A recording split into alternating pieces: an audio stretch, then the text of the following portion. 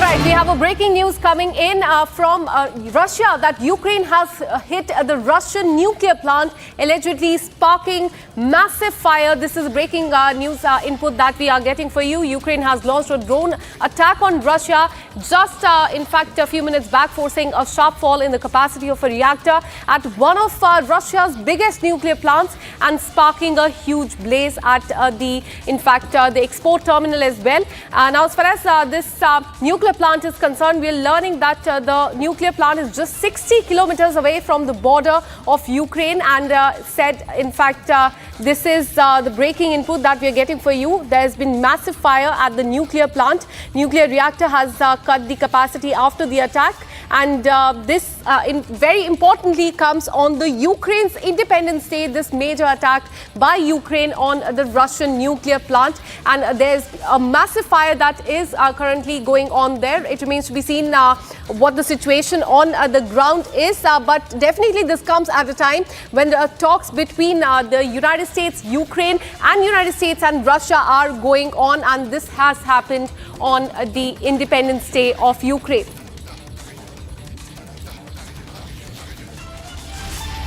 All right, so this is a big breaking update that is coming in from Russia. We are learning that Ukraine has launched a drone attack on Russia, forcing a sharp fall in the capacity of a reactor at one of the Russia's biggest nuclear power plants. And this is, in fact, not too far from the main area is what we are learning. The strike was at Russia's Kursk Nuclear Plant. It damaged the transformer and reduced the output at one reactor to 50%. No injuries have been reported so far. As far as this information is concerned, the International Atomic Energy Agency has also not confirmed this. Let me go across to my colleague Krutat, who's joining us live on this from the newsroom. Krutat, tell us more about this attack that has been made by Ukraine as far as Russia's nuclear plant is concerned.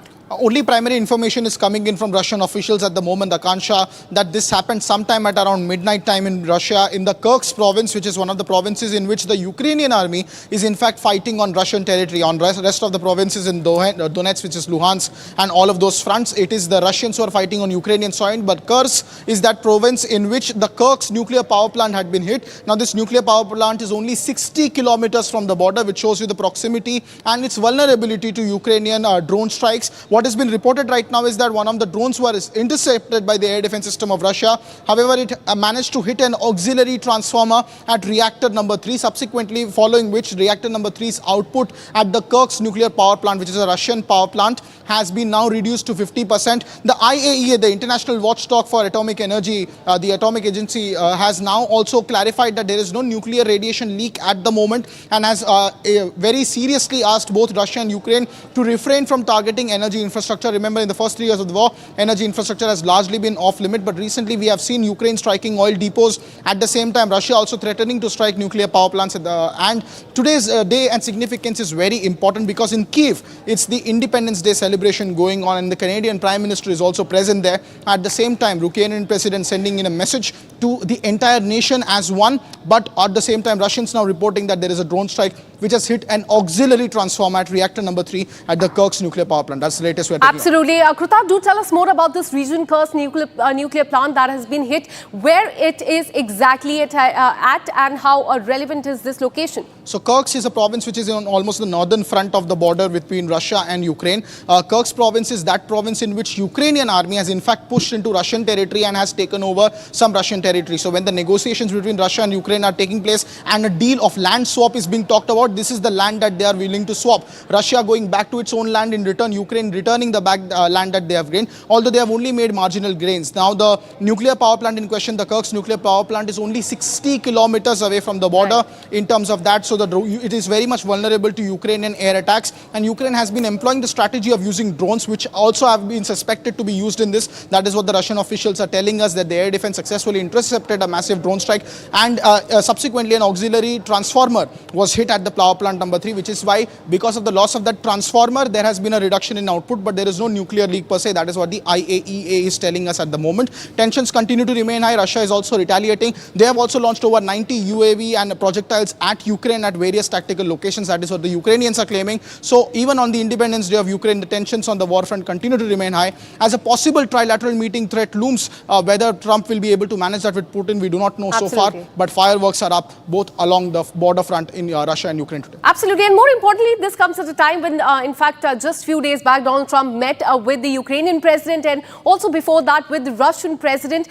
What happened after that this has led to, in fact, Ukraine attacking the nuclear facility of Russia is a question many are asking. But Krutat, what are you learning as far as the ground situation is concerned? Because you've told us that there has been no radiation leak, there's been no injury as well. But has any comment come from IAEA?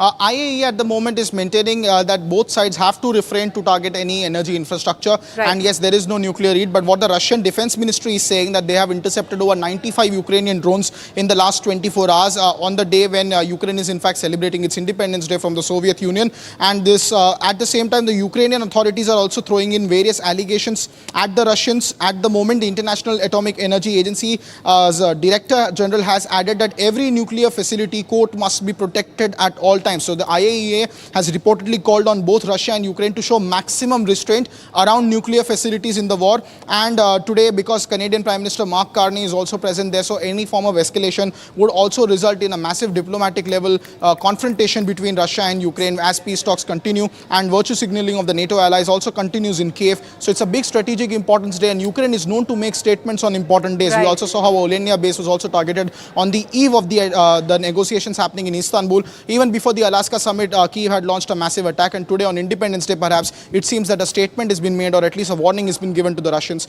and Russians are expected to retaliate. Absolutely. A concerning news coming in from Russia. Thank you so much, Krutat, for all the details. We'll keep tracking this story very closely. Thank you so much.